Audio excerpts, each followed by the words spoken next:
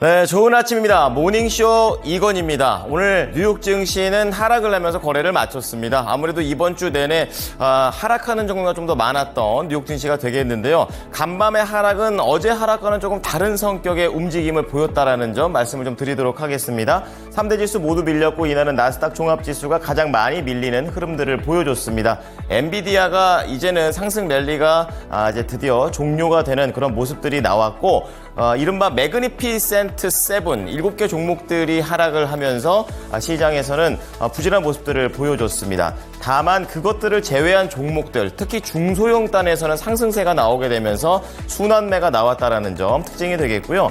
밑에 있는 헤드라인을 보시게 되면 이날 나왔던 소식들입니다. 자, 미국의 1분기 GDP, 시장의 이런 처음에 속보치, 잠정치, 그리고 확정치 이렇게 가게 되는데 두 번째 단계에 지금 도달해 있는데 이게 두 번째 때 좀 더 떨어지는 모습들이 나오고 있습니다.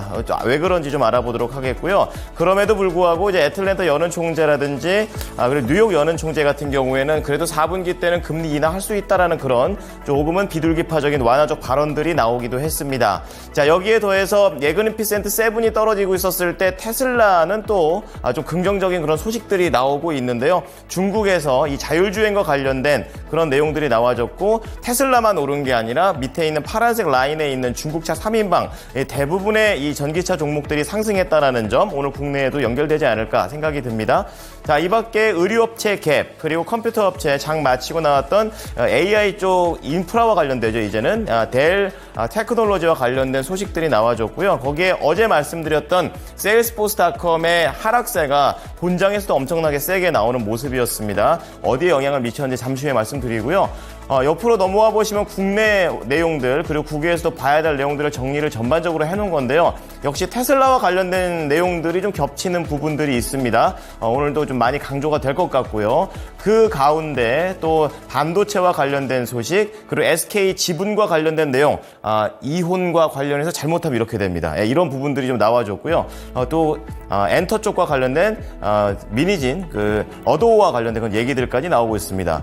자, 그리고 밑에 보시게 되면 리포트들 포함이 되어 있는데요. 목표가 상향 조정된 종목 2개 나와 있고요. 또 게임주 쪽에서는 쿠키런 쪽으로 유명한 또 회사죠. 데브시스터와 관련된 신규 목표가가 예정되어 있습니다.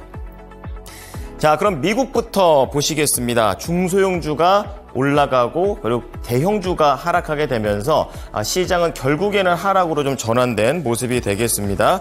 자, 전기차가 그중에서 올라갔다고 말씀을 좀 드렸었는데요. 다우존스 그리고 나스닥 종합지수, S&P 500 지수 기술주 중심의 하락세가 나와줬고요. 밑에 있는 헤드라인으로 바로 들어가 보도록 하겠습니다. 자, 1분기 GDP 더 떨어졌습니다. 현지 시간으로 30일 미국의 1분기 GDP 성장률 잠정치가 발표가 됐는데요. 앞서 나왔던 속보치가 1.6%였었는데 1.3%로 더 낮아졌습니다. 그렇기 때문에 스태그플레이션이 좀 임박한 것 아니냐라는 시장의 우려가 이날 압박의 재료로서 상용이 됐습니다. 자, 해를 넘기게 됐음에도 불구하고 금리가 낮아질 기미가 안 보이고요. 또 물가는 더 오르는 가운데 가계 저축률이 또 바닥이 나면서 이 서민들의 호주머니가 비어가고 있다라는 그런 내용이 되겠는데요.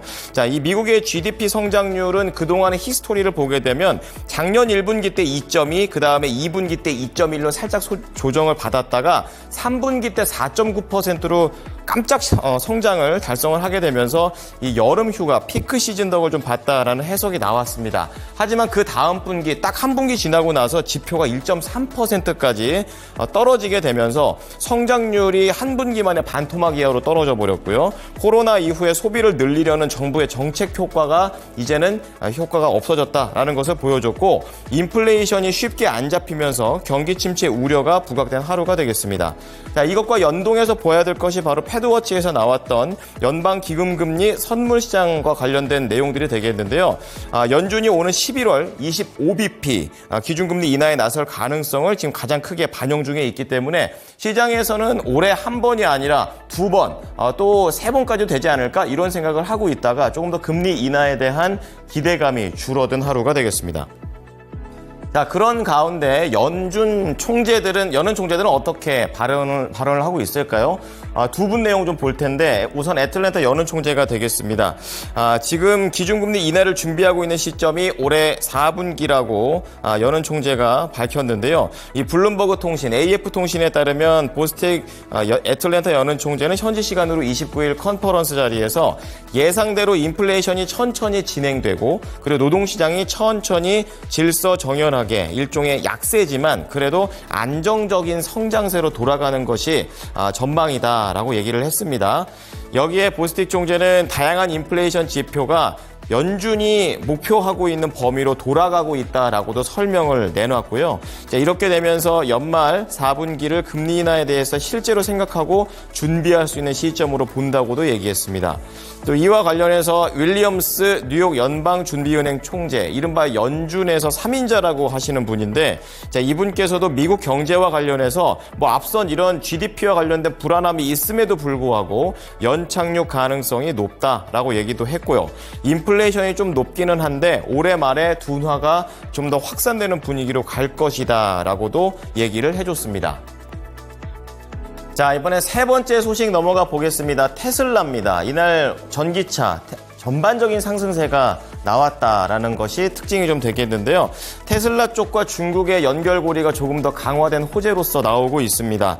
자, 지금 테슬라가 자율주행을 구현하기 위해서 개발 중인 첨단 주행 보조 시스템, FSD라고 좀 알려져 있는데요. 이 소프트웨어를 중국에서 판매하기 위해서 중국의 정부 기관에 등록을 준비 중이라고 로이터 통신이 현지 시간 30일 보도했습니다.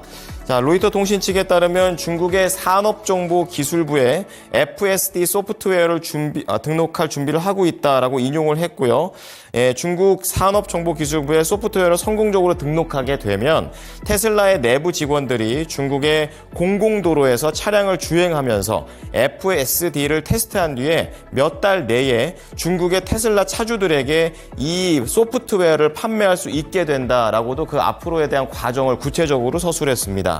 또한 테슬라는 중국에서 월 구독료를 받는 방식으로 이 FSD 소프트웨어를 판매하는 방안을 고려하고도 있다라고도 로이터 통신은 전했는데요. 자, 이것과 관련해서 테슬라 쪽에서는 추가적인 논평이 나오고 있지는 않은 상황입니다. 자, 밑에 내용으로 좀 넘어가 보겠습니다. 어제부터였죠. 계속해서 좀 개별적인 이슈가 다 실적과 관련된 그런 내용들이 되고 있는데요. 간밤에도 장중에 그리고 장 마치고 나서 실적들이 계속 나오고 있습니다. 중요 기업들만 보겠습니다. 갭입니다. 호실적을 시간 외에 발표를 했고요. 장중에 4% 강세를 보여줬고 장 마치고 더 좋았습니다. 무려 21% 이상 강세를 띠면서 주당 27달러 27센트를 기록했습니다. 이 갭 내에서도 상위 브랜드, 하위 브랜드가 있는데요. 모두 다 실적이 개선이 됐고요. 주당 순이익과 매출이 예상치를 모두 다 상회, 그리고 앞으로에 대한 전망도 높여잡게 되면서 이날 갭은 굉장히 긍정적인 모습을 보여줬습니다. 자, 이건 장중 기록입니다. 4.0% 오르면서 22.52달러 기록합니다. 자, 다음은 델과 관련된 내용입니다. 이제 PC를 넘어서 AI 인프라와 관련된 그런 종목이 되겠는데요. 이제 델 같은 경우에는 예상을 상회한 실적에도 불구하고 하락을 했습니다. 자, 그렇기 때문에 물음표가 찍히는 그런 기업이기도 하는데요. 종가를 보게 되면 5.1% 하락하는 모습을 보여줬고 시간 외에는 12% 이상 밀리는 모습이 나옵니다. 지금 주당 순이익이 예상치 상회했고요. 매출도 예상치 상회했습니다. 자, 그래서 장 마치고 나와서 조금 더 시간이 지나니까 컨퍼런스 콜 라이브가 있어서 전부 다 좀 보고 나왔는데요. 어떤 것들이 좀 마이너스가 됐는지 체크해봤습니다. 소비자 매출 전년 대비 15% 하락, 잉여 현금 흐름 전년 대비 9% 하락, 그리고 인플레이션 영향 때문에 마진율이 떨어졌다라고 담당자가 나와서 얘기를 했고요. 2분기 전망 역시 매출은 예상치를 약간 상회하긴 하는데 EPS가 예상치를 하회한다라는 이런 내용들이 나와줬습니다. 그래서 시장에서는 좋게 판단을 한 게 아니라 안 좋은 쪽에 좀 더 포인트를 맞추게 되면서 델이 밀리는 흐름이었습니다. 자, 그리고 다음 종목은 세일즈포스닷컴입니다. 어제 말씀드렸던 그런 내용이 되겠는데요. 이제 본장에서 더 크게 밀리면서 이날 IT 소프트웨어의 다른 종목들은 또 전부 다 악재가 되는 모습입니다. 19% 밀리는 모습이었고요. 시간외에서는 0.2% 밀리는 흐름입니다. 자, 마지막으로 중국차 3인방 일제히 상승하는 모습을 보여줬습니다. 그중에서 가장 강한 게 니오입니다. 종가 기준으로 9.5% 상승을 하는 종목이었고 뭐 샤오펑이라든지 리오토 모두 다 한 5%, 3% 이렇게 올라갔습니다. 유럽에서 긍정적인 내용이 나왔는데요. 지금 무역 분쟁이 계속 확대되는 그런 가운데 전기 자동차에 대한 상간 관세 부과를 연기했다라는 그런 내용이 나오게 됐습니다. EU 의회에서는 정치적으로 워낙에 민감한 사항이니만큼 조금 더 발표를 늦춘다는 방침을 얘기하게 되면서 이날 테슬라, 중국차 3인방, 다른 전기차 전반적인 긍정적인 모습을 보여줬습니다. 자, 이어서 뉴욕 현지 연결해 보도록 하겠습니다.